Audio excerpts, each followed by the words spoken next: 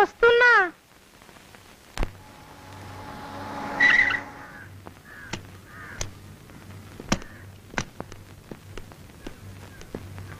ఏమయ్యా, ప్రసాద్ అనే అబ్బాయి ఉండేది ఈ ఇంట్లోనేనా? ఉండేది పక్క పోర్షన్ లోనే, కానీ ఇప్పుడు లేడు. ఏ ఇల్లు ఖాళీ చేసి వెళ్ళిపోయాడు. అన్నయ్య ఆయన ఇల్లు ఖాళీ చేశారట. ఏమయ్యా, రైస్ తింటున్నావా గ్రాస్ తింటున్నావా? వాడి ఇల్లు ఖాళీ చేస్తుంటే ఊరుకుంటావా? వాడు ఎవడనుకున్నావు? నా చెల్లెలు కాబోయే మొగుడు. నీ చెల్లెలు మొగుడు పెళ్లి పెట్టడం నుంచి పారిపోతే నువ్వు ఊరుకుంటావా?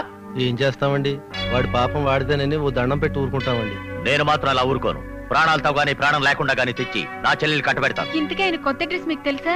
తెలీదండి, ఏ డబ్బింగ్ థియేటర్ లోనైనా ఎంక్వైరీ చేయండి. శత్రు దేశాలు కూడా చాలా పట్టేశా నాకు. ప్రసాద్ గడవ లెక్క. పదమ్మా.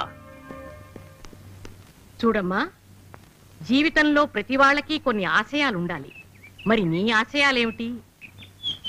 ఆడదంటే కేవలం అప్పడాలు చేయడానికి, ఆవకాయ పెట్టడానికి కాదు అన్న అభిప్రాయం. ఒక తల్లిగా తన పిల్లల్ని తీర్చిదిద్దాలి, తన కుటుంబాన్ని చక్కదిద్దాలి, వీలైతే దేశాన్ని చక్కదిద్దాలి. ఓహ్ వండర్ఫుల్. నా ఆశయం కూడా అదే.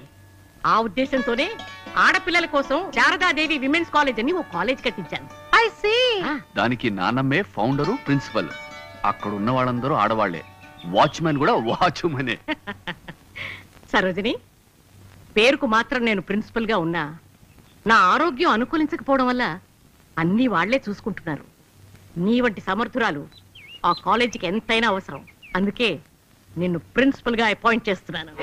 అదేమిటి మా అమ్మగారు సడన్ గా అంత పెద్ద షాక్ ఇచ్చారు? అసలే ఆడపిల్లల కాలేజీ, పైగా ప్రిన్సిపాల్. ఏమ్మా, ఏ ఇందులో అంత పెద్ద షాక్ ఏముంది? ఇంట్లో ఉంటూ హాయిగా కార్లో వెళ్ళి వస్తూ ఉండొచ్చు కదా. నాదొక ఐడియా అండి. నేను ఇక్కడ కాకుండా హాస్టల్లో ఉంటూ ఒక లెక్చరర్ గా పని ప్రారంభిస్తాను.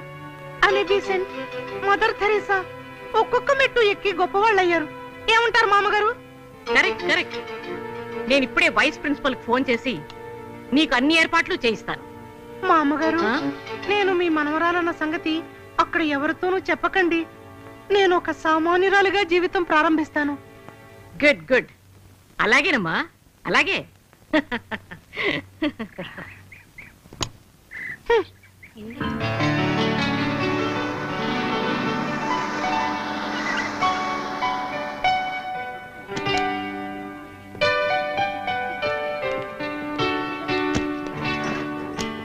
All the best.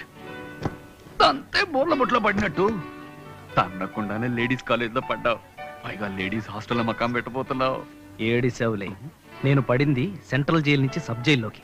ఇక్కడి నుంచి అయితే చెక్ చేయడానికి ఈజీగా ఉంటుందని నాయనమ్మకి తెలియకుండా రోజు 5 గంటలకి కారు తీసుకొచ్చాయి. ఓకే, వస్తావుగా? Good luck.